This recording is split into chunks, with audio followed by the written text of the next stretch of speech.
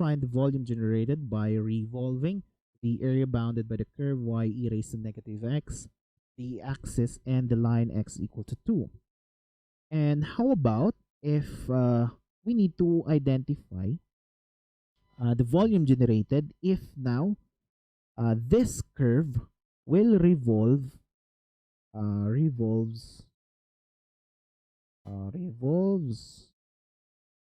at about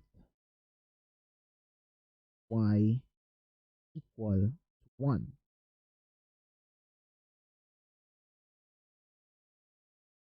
Paano pag y equal to 1?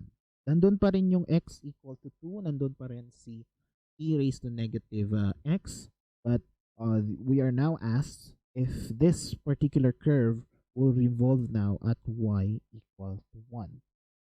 So again, plot your Cartesian plane.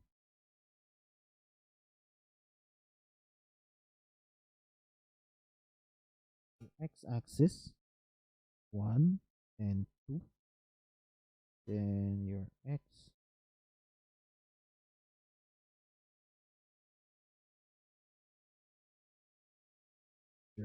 equal to 2, and your exponential curve will never touch the 0 point of origin. And remember, that is also 1, and we are now asked if the volume at which this curve will revolve at y equal to 1. Dito ngayon yung ating point of rotation. Okay? So from that point of rotation, we are now going to apply what I call this, apply ring or washer method.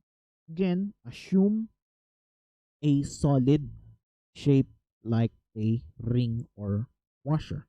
Then identify inner radius and outer radius. Drawing ko lang yung ating washer. Dito daw siya iikot.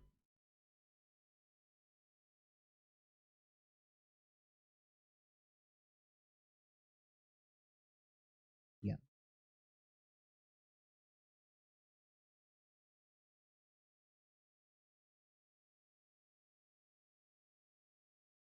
Yan. For instance, that is now your washer. Cut lang natin yung ating radius or Ri and yung ating outer radius Ro. Okay. With this, we need to consider a vertical strip within the curve. Okay. So this exponential curve will revolve along the y equal to 1 axis. So using ring or washer method,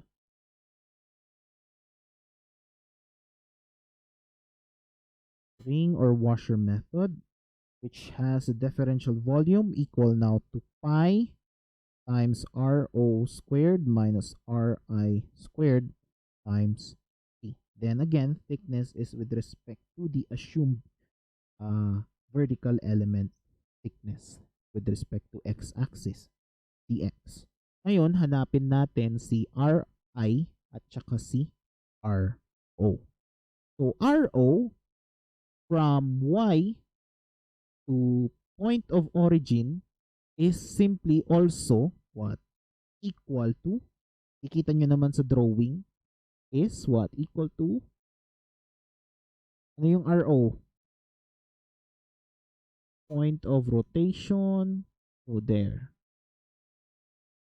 Ano yung Ro natin? Ang concern natin yung curve ha. Inikot lang natin siya sa y equal to 1. So, kasama pa rin yung origin. So, that is outer radius is equal now to 1. Tama, di ba?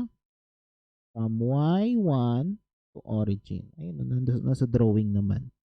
Then, Ri, so hindi natin alam yung radius ni Ri, but we know the radius of Ro. with respect as well to vertical element or vertical axis.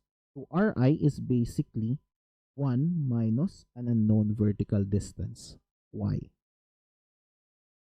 So yan na yung ating RO at saka Ri. Then perform your integration. dV for the differential volume, upper limit, labas lang natin si constant. That is RO squared minus Ri squared. And differential thickness dx. Lower limit and the upper limit. Ano yung ating upper and lower limit? Again, dito yung ating curve. Ang tinatanong na volume nandito sa section na yan. But we'll just have to revolve that section along y equal to 1.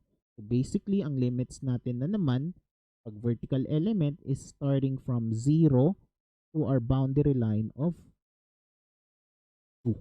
So from 0 to lower limit to 2, our outer radius 1 squared minus inner radius 1 minus y squared dx. Then pi, volume. Okay? So with this, ito ngayon yung ating volume. Simplify lang natin yan. 0 to 2 is 1 minus 1 minus 2y minus plus y squared dx. And 1 minus 1 cancel.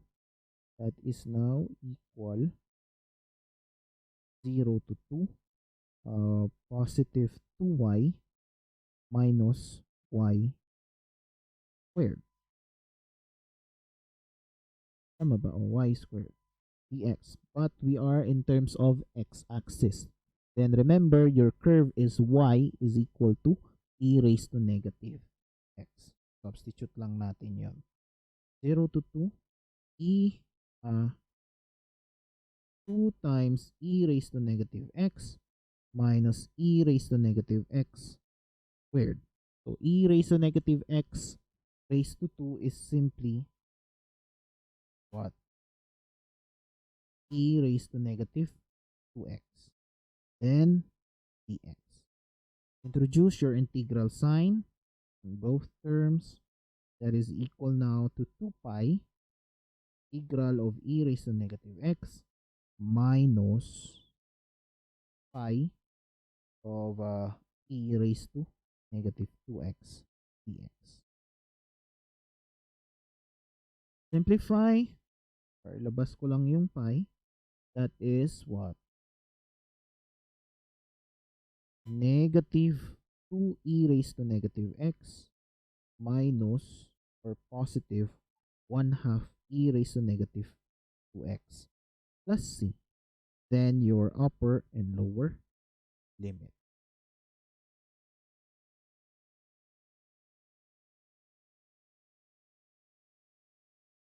Okay? Upper and lower limits. Substitute again your upper and lower limit.